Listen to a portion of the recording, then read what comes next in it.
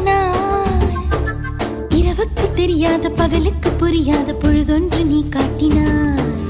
இதயத்தில் நீ இருப்பதனால் நான் தூங்கும் நேரத்தில் என்னுள்ளே தூங்காமல் நெஞ்சுக்குள் வாயாடினாய். கண்ணாடி நீ கடிகாரம் நான் உன்னுள்ளே ஓடோடி வாழ்வே. காதல் எனும் கடுதாசி நீ என்றென்றும் அன்புடன் நான்